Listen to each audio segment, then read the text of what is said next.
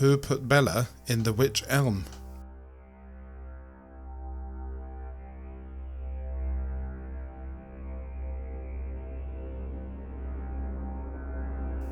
Who put Bella in the Wych Elm?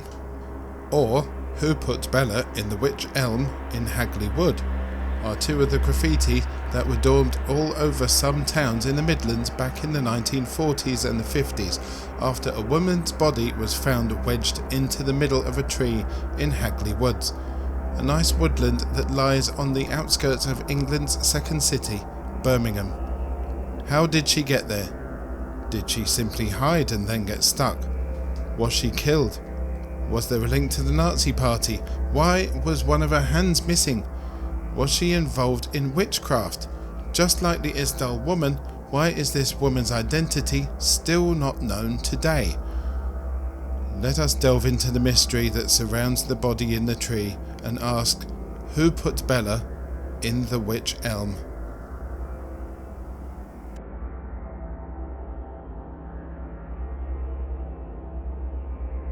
Well, ladies and gentlemen, it is good to be back. I'd like to apologise to every single one of you. The show has obviously been delayed a couple of weeks, and that is because on the day that I was meant to be getting this recording done, I came down with a very heavy cold and my voice didn't work, which is obviously not good if you are recording a podcast.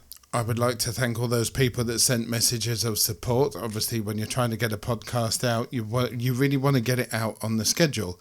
It's not nice to be delayed. And again, apologies for that.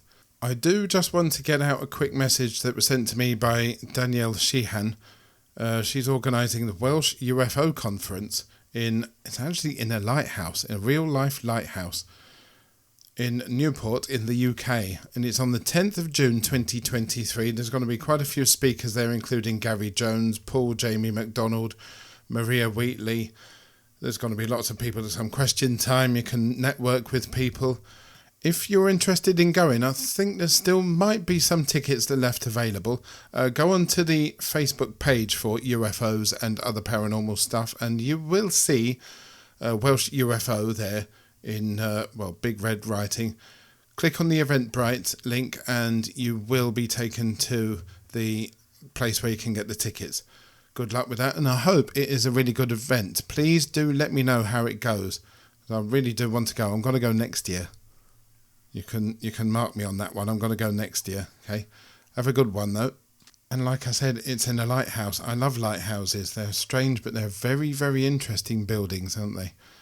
Best place to have a UFO watch, which is also going to be included in the event. So definitely do get back to me and let me know how it goes. A few months ago, I was planning my episodes for this podcast. I had just completed the episode The Beast of Box Hill, which seems like years ago now, and I was thinking, what we really need is a good mystery. We like nothing more than a real good mystery, don't we? A who done it, a who could have done it, a what done it, that kind of thing. And some of the biggest mysteries have been those of unidentified people. Of course, the big one was the Somerton Man, the man who was found dead on a beach in Australia back in the late 1940s, and try as they might, the authorities could not identify the body. Then, of course, there is the case of the Isdal woman, a woman who was found dead in suspicious circumstances in the Ice Valley near Bergen in Norway, and whose movements in the time leading up to her death seemed even more mysterious and maybe suspicious than her actual death. Both of these cases have been discussed in previous episodes on this podcast, which you can find at www.ufosandops.com, along with all the other episodes. So whilst planning the Your Stories episode, which of course turned out to be a two-parter, and the Green Children of Woolpit episode, I looked into the cases of unidentified people from the UK.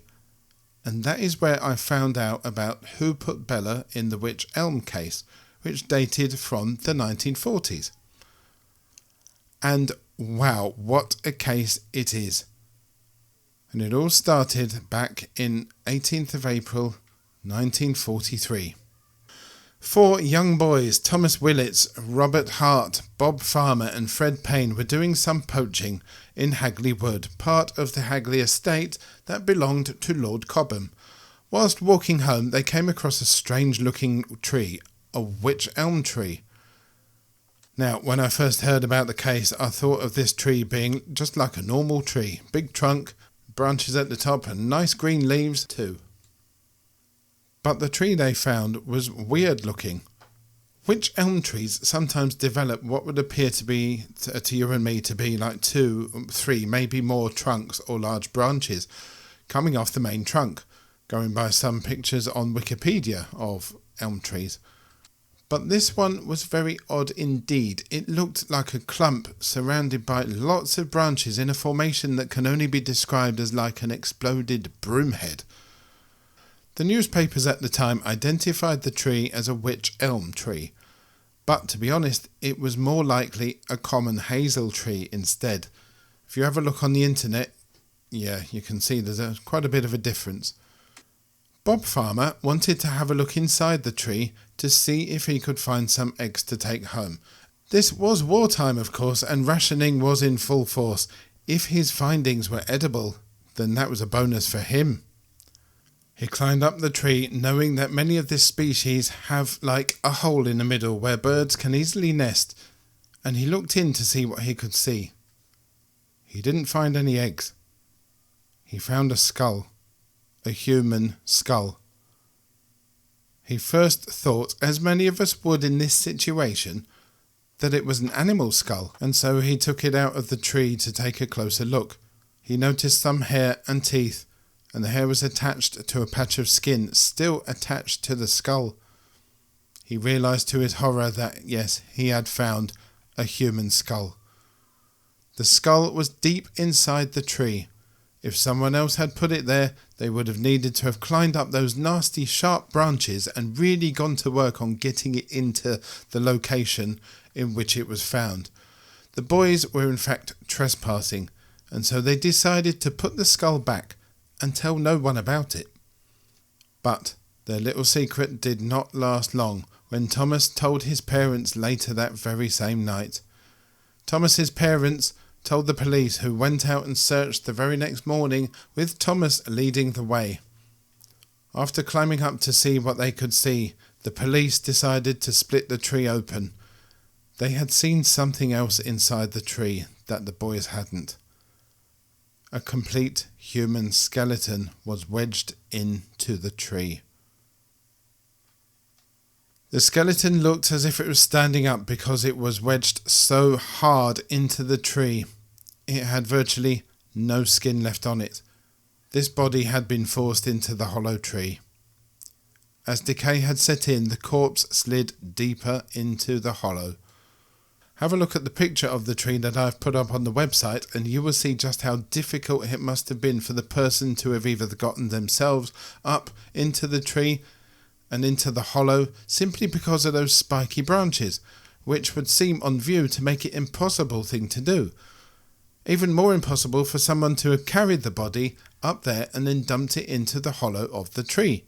The hollow itself was so narrow that it would have taken a lot of effort to get the body into it. It makes me think that whoever did this must have had a very good reason to go to such lengths to hide the body in this way. Maybe more than one person could have been involved. There is a spooky and unpleasant feel to this. There is a sense of panic and a sign of silencing and constraining of women that enclosing her in a tree is just horrible, but it adds to the fascination of the case. You see, for some, women were seen as more disposable than men, especially during wartime, sadly. Believe it or not, there were actually many poster campaigns doing the rounds at that time warning people to be wary of loose women. Some people considered those women to have been free with their favours and therefore were spies for the enemy. Women were presented as an underlying threat thanks to these campaigns. Dear oh dear. James Webster, the forensic scientist at the Birmingham University, found that the body belonged to a 5'2" tall brunette woman about 35 years old when she died. Due to the unique environment that the hollow of the tree had, it was impossible to work out when this woman had died. Decay and wildlife had proven to be a problematic factor in trying to find out the date of death. Police did, however, find remains of some clothing in the tree too. Severely decayed, there was just enough clothing for the scientists to get an idea of the woman's outfit. It was a cloth skirt, taffeta underskirt, and wool cardigan. This was usually the style for summer dress for a lot of women in that area at the time. Using this, they managed to work out that the woman may have died in summer 1941. This, if correct, would have meant that she was in that tree for 1.5 years. Also, to add to the mystery, the police compared the physical description of the woman with existing missing persons report at the time. However, they were unable to find a match. The evidence gathered by Webster led the coroner to declare that the woman had been murdered by a person or persons unknown. Unfortunately, the inquest records cannot be located. 11 days after the discovery, Webster gave his expert opinion on the case, noting that part of the skirt had been found in the mouth. He couldn't tell if it had been put there before or after death, but did say that it was placed into the mouth in such a way that it would have caused asphyxia. He went on to say that there was, and I quote, "no unequivocal proof in the skeleton as to the cause of death, but as I have indicated, the position of the mustard khaki-coloured skirt forced into the mouth as I found it does not appear to me to be accidental, and could most certainly, if pushed into the mouth during life, have caused death from asphyxia." He went on to say that he concludes that this is much more likely to have been a murder than an accident or a suicide. He said that the entrance to the tree was extremely narrow and would have caused actual injury if even a small woman of this nature should have forced herself into the tree. There was a good amount of information at the scene: the body, the details of the clothes found out by the forensics, yet still no matches could be found with missing persons reports. Other forces around the UK were informed, local people spoken to, even dental records were searched, yet nothing came of it. No one gave any names, and no identification could be found by use of medical dental records, searches and anything else basically. Unlike the Somerton Man case, the police this time could not put too much information in the newspapers, especially as this was wartime and printing such things could have had an adverse effect on morale. It is of course suspected by experts that someone did know the person who was found in the tree and the murderer, but also posit the theory that because the murder may have taken place in the woods, that the meeting of the two or more people was in fact clandestine in nature. Hiding her in the tree was probably done to get her hidden and out of the way. Given everything that the police tried, nothing came to light, no name, no information at all. But there was one thing. A soldier had written to police in Hales Owen the previous year, trying to get them to help him trace his girlfriend, Mary Lee. He thought that she was staying on a farm near to Hales Owen and that she was part of a traveller family. Back to the case, and again in the link to the Isdale woman and the Somerton Man cases, it had been discovered that this woman's clothes had no labels, no identifying marks on them at all. Who cut them out? Why did they cut them out? This was something that a lot of people who worked in the clandestine industries, spies and things like that, did to help protect their privacy and stop anyone tracing their whereabouts after death or whatever. But also this was a time of make, do and mend. Because it was World War II, clothes were not easy to come across during the war, and so if clothes were damaged or worn out, people would just either make do with them or try to mend them. Some people even shared their clothes with other people. Police did, however, have her blue crepe-soled shoes. They were found at the scene. They found out that 132 pairs of those shoes in that size had been made in Leicestershire during April to June 1940. If those shoes belonged to the dead woman, it proved that she could not have gotten into the tree before April 1940. This could prove to be a big help to the police, couldn't it? However, the woman was 5'2", and the shoes found were size 5.5. Could she have stuffed the toe ends of the shoes that might have been given to her, or were the shoes not hers at all? Could they have belonged to someone who put her into the tree? Could they have been a decoy?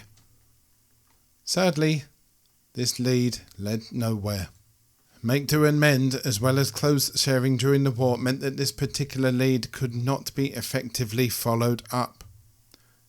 Then something started to appear. On a wall in a street in Birmingham appeared some graffiti written in chalk. It read, "Hagley Wood, Bella." Up Dean Street, more graffiti appeared. Who put Bella down a wych elm in Hagley Wood? In Hales Owen, who put Lou Bella in the wych elm appeared on the side of a house. Was Bella the name of the dead woman? Another piece of graffiti left on a fence post seemed to give more information. It read, "Address, I was opposite Rose and Crown, Hagley Wood, Lou Bella." Did this mean that the police finally had a lead? Did they have an identity? The graffiti kept on appearing around the area. Was this real, or was it a misdirection? Speculation was rife. Was she a refugee? Was she a spy? Was she connected to witchcraft? And the questions kept on coming. All of these months of inquiring into any information about the dead woman, and they were no closer to finding who she was and why she had been murdered. Or were they? Remember Mary Lee? Mary Lee's boyfriend, Private Haywood, was the one that got in contact with the police to get them to help him find her. But the police received letters from another soldier too, Private Fletcher, who was also looking for her. And then another from Reverend A. Harper, an army chaplain. The chaplain stated that he was concerned for a soldier who he was working with, as he was anxiously trying to find the whereabouts of a traveller woman called Mary Lee, who worked on fruit and hop farms and who was last seen in Worcestershire. Worcestershire is a county in the Midlands not too far away from Hagley Wood. He described her as being in her 20s, 5'2", with black hair. Could Mary Lee have been the woman found in the tree? According to the records from the time, there was a sense that all groups were a threat, travellers included. There was a genuine anxiety when it came to travellers back then, as they were seen to be a group that were very much outside of the restrictions that people had to abide by during the war. They moved around from place to place, could not be called up to serve easily. They avoided rationing. This made people very anxious about travellers. There were some groups of society that chose to opt out of society and go and live in some obscure places for whatever reason. Public anxiety, affected by war, mental health issues, etc. Also, given that this was late 1940 and there was no social media in those days, obviously, as well as no DNA, no mobile phones. In fact, there wasn't even that many connected phones in those days. It would be easy for somebody to just disappear from society. The woman could have lived her entire adult life in any of the surrounding cities, towns or villages, yet no one would have known who she was, which could have been a reason why there were no reports of missing people. The police's thorough investigation led them to barracks to try to get more information, and they found that Mary Lee also went by the name of Mary Wenman, and the letter writer, Bill Fletcher, a spurned lovelorn soldier.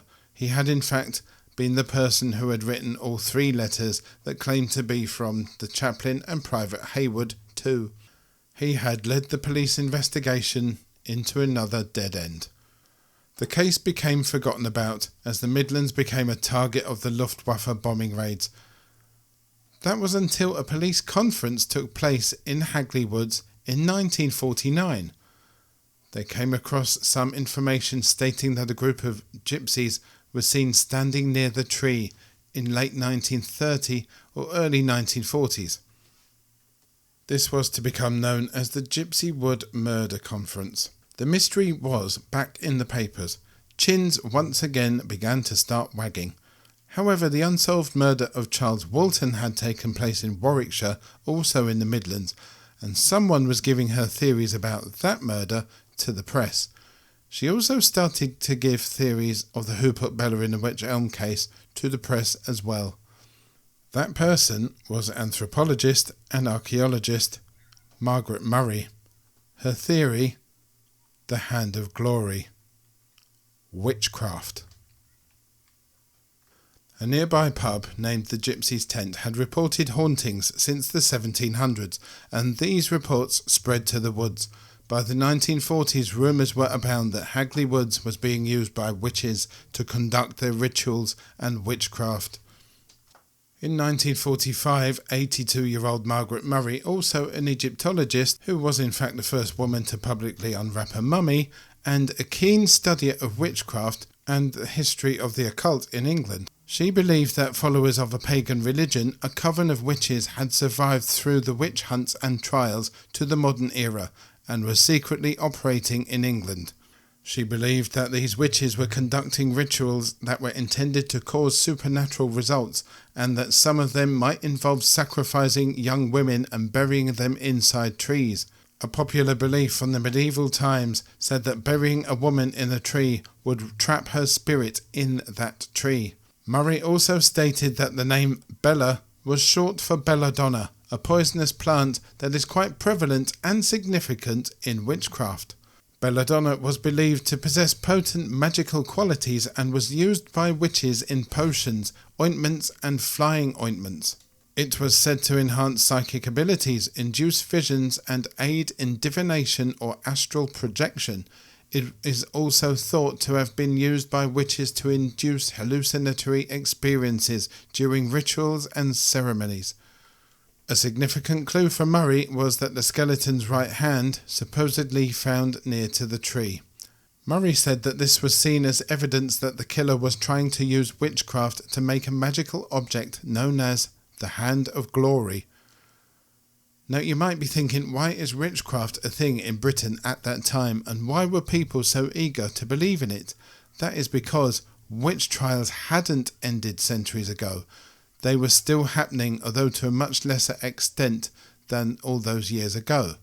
The trial in question at the time was the trial of Helen Duncan, the last person to be tried in England for witchcraft. She was tried under the Witchcraft Act of 1735 for conducting what the authorities said were fraudulent seances in which she claimed to communicate with the dead.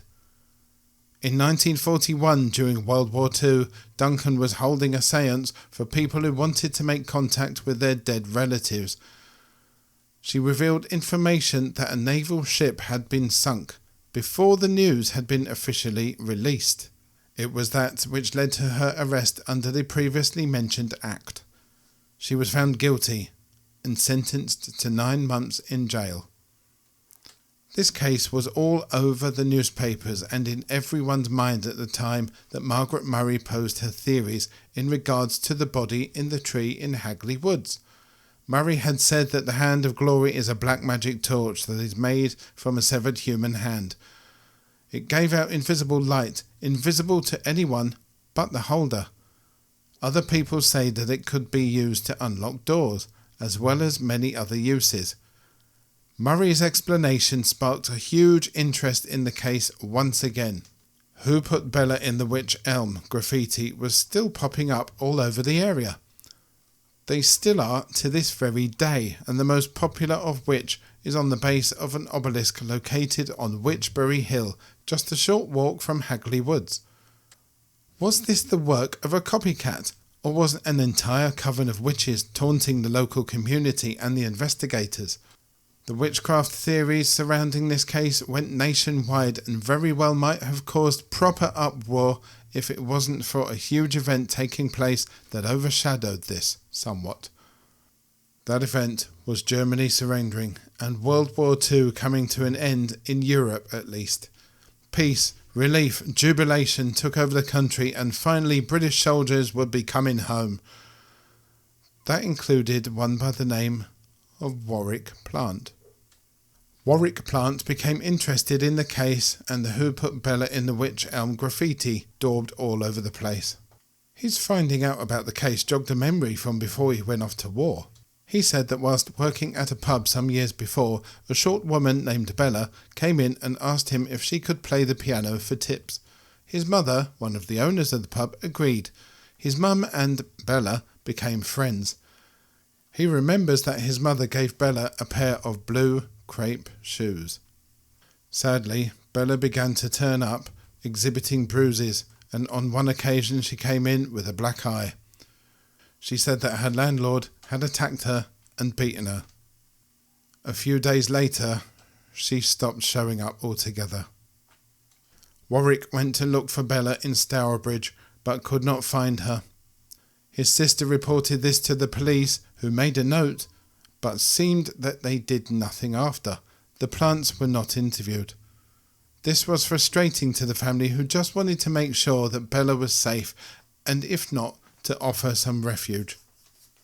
But this is also frustrating for investigators of the case afterwards, as Bella's disappearance occurred at the same time that the forensic scientist Dr. Webster's timeline suggested that the woman was placed into the tree. She had blue crepe-soled shoes, the same that was found near the body in the tree, and she went missing at the same time that the scientists say the body could have been killed.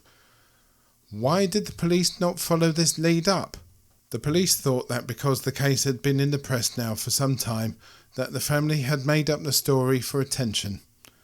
They would know all the details about the case, the name Bella, the shoes, the skeleton. Maybe they could have attributed the story of the shoes and the name to another woman. Warwick's question still does not answer the biggest question in the case, that being, why was she buried inside the tree? Say that the woman found in the tree was the woman that played the piano for tips in that pub that Warwick Plant worked in all those years back. That would mean that her name really was Bella. It would also mean that the person or persons who were leaving graffiti everywhere were not just doing it for amusement, but they knew her name. They knew about how she died. Maybe the person who left the messages everywhere was doing it for some sort of attention themselves. Maybe they were the killer, and all the media frenzy was invigorating, almost intoxicating to them, and when all that dried up, all of that stopped too. At which point the killer would have known that they were indeed safe, and they decided to have some fun in drumming up some attention in the case again by daubing graffiti around the environs of Birmingham. Could it have been someone else who in fact did know Bella and wanted her killer to be found, but was scared of going directly to the police for fear of being implicated in the murder in some way, and used graffiti as a way of getting her name out? Almost like the way that many people do now when someone is killed. A lot of people share pictures of the deceased on Facebook and Twitter and that, along with messages like never forget, insert name, or who killed, insert name of the victim, or who put, insert name, in the Wych Elm. You know the sort of thing. Sadly, the graffiti did not lead to anything, and again the case went cold. That is until 1953, when a new line of investigation started to come to light. Wilfred Byford Jones worked as a journalist at the Wolverhampton Express and Star newspaper based in the West Midlands. He received a letter one day in 1953, and it read thus: "Finish your articles on the Wych Elm crime by all means. They are interesting to your readers, but you will never solve the mystery. The one person who could give you the answer is now beyond the jurisdiction of earthly courts. The affair is closed and involves no witches, black magic, moonlight rites. Much as I hate to use a nom de plume, I think that you would appreciate it if you knew me. The only clues I can give you about the person responsible for the crime is that he died insane in 1942, and the victim was Dutch and arrived illegally in England in 1941. I have no wish to recall any more. Anna Cleverly." That letter is real and is in the archives in Worcestershire. Who was Anna Cleverly? Was it Anna of Cleverly? Cleverly is a town in Shropshire close to Bridge North, which is less than 20 miles away from Hagley. Have the police now finally, 10 years plus after those boys found the skull in the tree, found a link that might yield a name and the identity of the killer. The letter states that the victim was Dutch and arrived in England illegally during the war. Now, given the relative freedom of travel nowadays, people might find it hard to believe but easy to understand that at a time of war, it was illegal for people to arrive in the UK from certain parts of Europe. Certain parts of Europe more than others, due to the country of origin being close to Nazi Germany, possibly full of spies that would love to get into the UK. Now, of course, the country in question was the Netherlands, as the woman was Dutch, and the fact that it was invaded by the Nazis in 1940, anyone coming into England from there would have been deemed illegal. Anna of Cleverley wrote again to Byford Jones and arranged to meet CID in a pub. The letter was hand-delivered to the newspaper offices. The pub is now called the Manor House of Whittington and is located in Kinver. 70 years ago, the woman met CID and identified herself as Una Hainsworth, aka Anna of Cleverley. Una's official statement given to the police at Kenilworth explains that she was married to Jack Mossop and that they lived in Wombourne. He was based in Southampton during training for the RAF, but it is possible that he did not get through the selection process, as in 1938 he was back in the Midlands working in aircraft factories in Coventry. She goes on to say that someone called Mr. Van Ralt came to their house in 1940. According to her statement, she believes that this man was Dutch. He had no proper job, but she was suspicious that he could have been a spy, as he had plenty of money, and her husband Jack started getting plenty of money after meeting Van Ralt. In the early hours one morning in 1941, she goes on to say her husband was white as a sheet. He asked her for a drink. He told Una that he'd been to a pub with Van Ralt and the Dutch piece, I quote, and that she had become awkward. Jack drove Van Ralt's car as the woman passed out. Van Ralt gave Mossop directions. They ended up in a wood and stuffed the woman into a tree.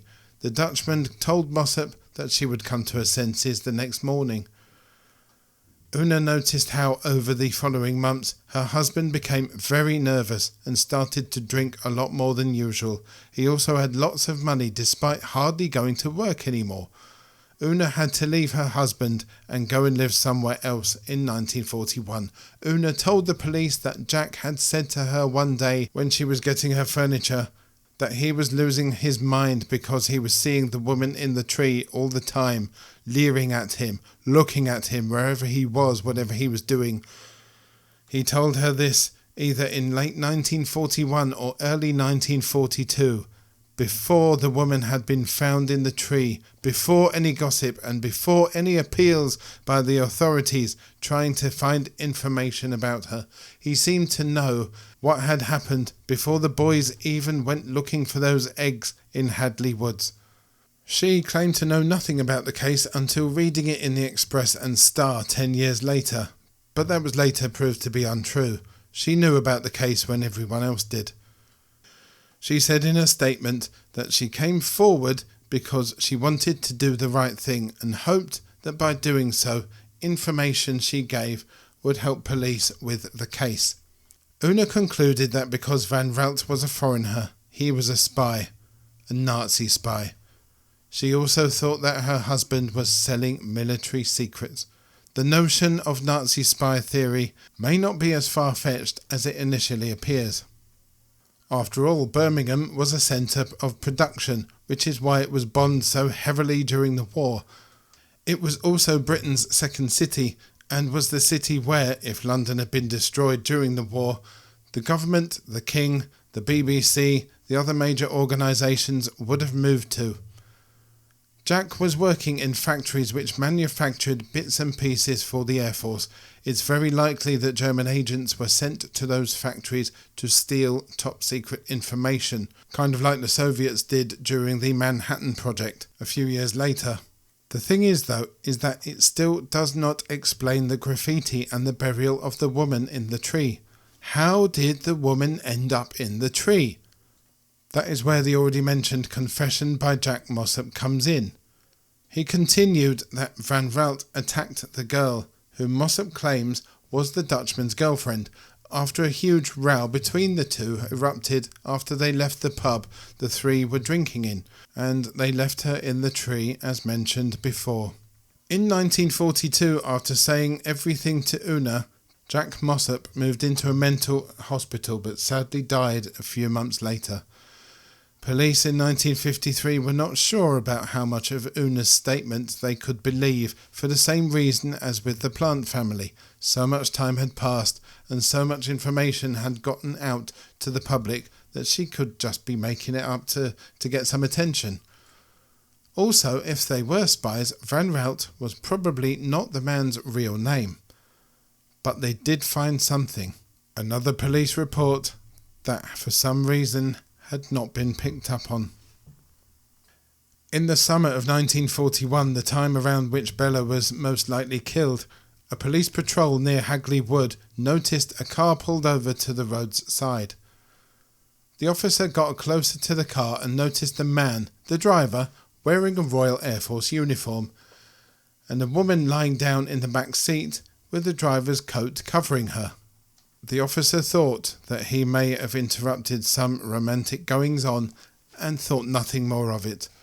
Years later, when the report was found, the officer was unavailable, so the police did nothing more. The police could have wrapped it all up then, but because the officer was unavailable at the time they wanted to talk to him, they did not bother to question him at a later date.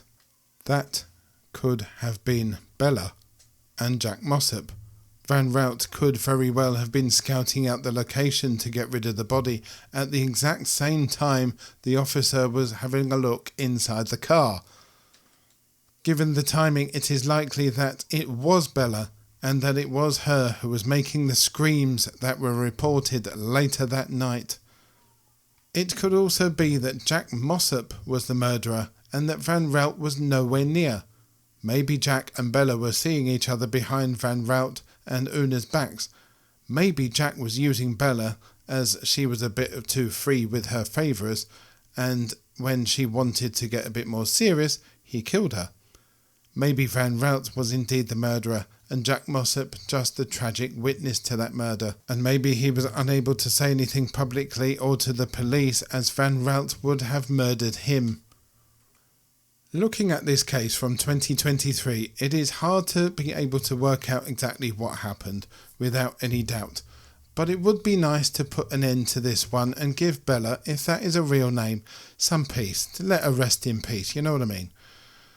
None of that explains the graffiti and the other messages seen around town though. Jack Mossop had died by the time they started appearing, and according to his ex-wife Una, he was the only one who knew about the murder other than Van Raalte. Could Van Raalte have been the one to tease the public and the community by daubing the graffiti everywhere?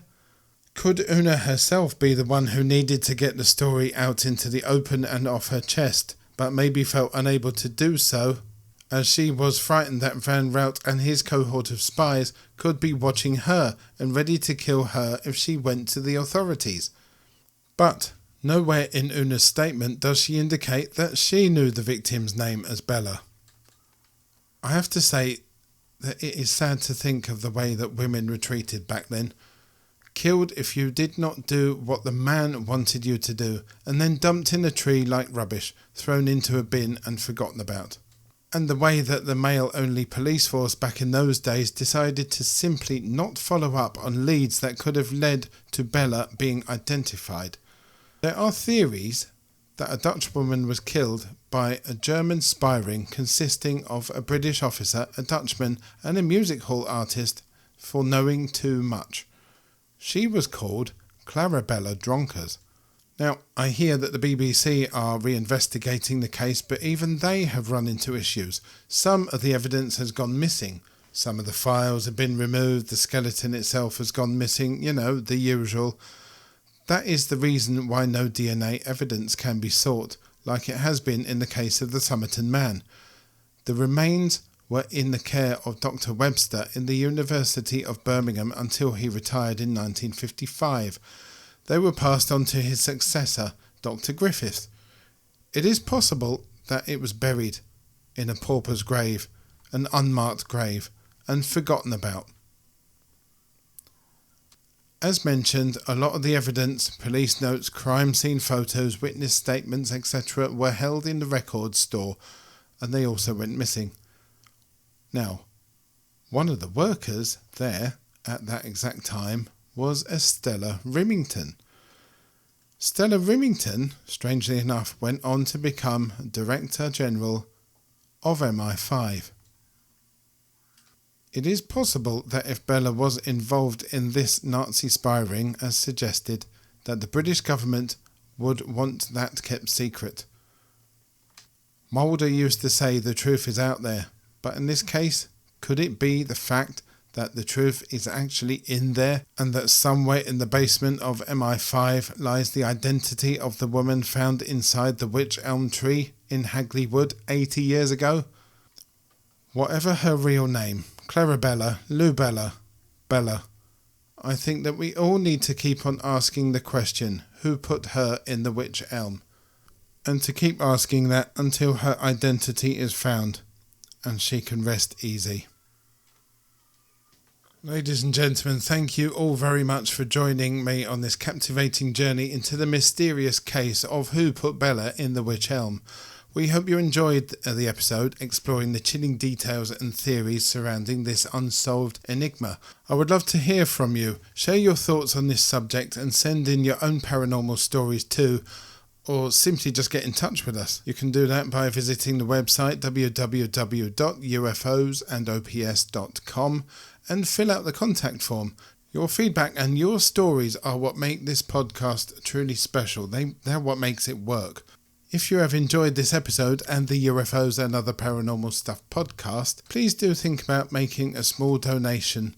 Your donations will help me continue producing captivating episodes just like this one now, and unravelling the mysteries that surround us. Please consider making the donation through the website. Every donation made, no matter the size, will make a significant difference and enable us to carry on with the podcast. Remember, the truth is out there, and together we can uncover it. Thank you for listening, and until next time, stay curious, open-minded, and stay tuned for more UFOs and other paranormal stuff. Take care now. Bye-bye.